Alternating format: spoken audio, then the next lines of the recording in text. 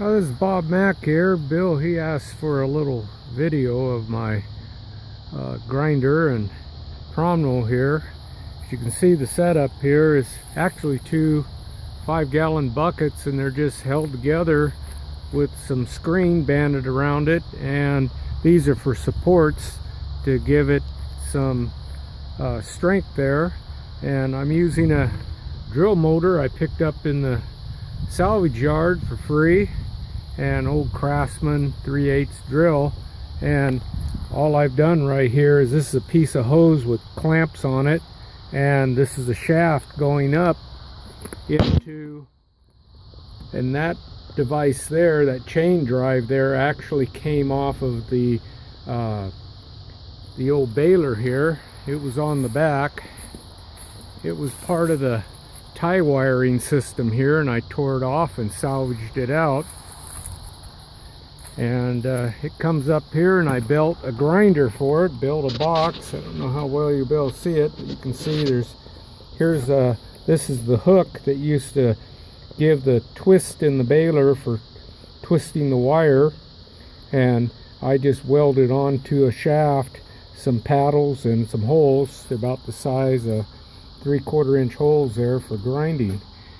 If I want to not grind and just reclassify, it goes down this side here, and it goes right in down through the hopper and on through the trommel, so I don't have to grind it if it doesn't need to be ground. Just want to get all the ash and all of it out to make it clean char, and it ends up down here in an old wheelbarrow. I used these are actually off of roller blades, and it's a 3-position rollers that hold the barrel on the front and on the back side there.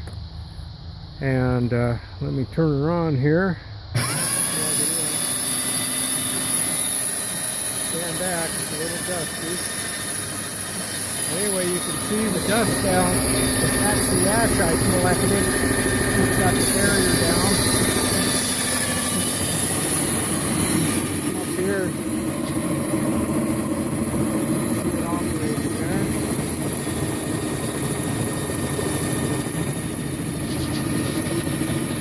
I'll get some char up there in the barrel here. See if I can get some going in.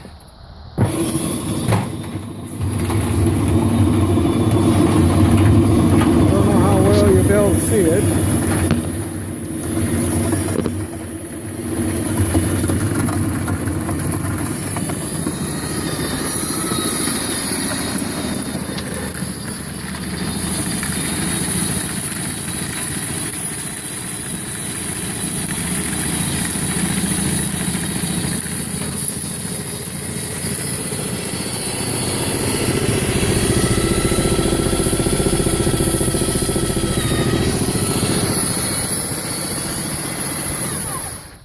Anyway, it's been running pretty good. I have a little bit, this is actually a seal off of a 5-gallon bucket, is actually the belt, and it's just going around the shaft in a pulley, and that's what drives that. It doesn't take much to turn the trommel, as long as you don't load it up with a heavy load. But by the time I'm grinding it, if I grind too much, sometimes it'll stall the motor. And I kind of like that. If it hits something really hard like a brand, it'll actually just stop, and then I pull the plug and back it up and figure out what's causing the problem. If a nail gets in there, or a big heavy staple, or a screw, it'll stop it. So it isn't going to cut up anything like that. Anyway, that's my little classifier grinder that I set up. It's kept in I built it in a box trying to contain it, but this is where most of I eat ash right here, so I got to wear a mask when I'm doing this. And the way I put it in the barrels here, I use my shop vac, and I have a hose right here that I can put this down and screw that into my barrel, and then I put the shop vac on the other bunghole here and put a vacuum in my barrel, and I can suck it right out of the wheelbarrow here and into the barrels, and that helps make it more dust comes out of it. You can see I've been banging out my filter here a little bit, and that's all black dust that comes out of the shop vac filter.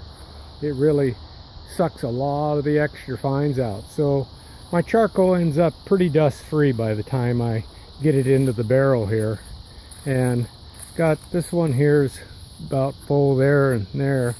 Still got more charcoal to grind, and more little campfires. This is instead of doing the retort, all my charcoal has been made through right here. In the evening we have a nice fire, make a nice bed of coals, put it in a barrel, snuff it out. Still haven't finished the actual retort yet. I have decided not to try to make it a gasifier. It's too complicated. Just gonna make a retort, and it'll be ready to go next spring when they put the fire ban back on.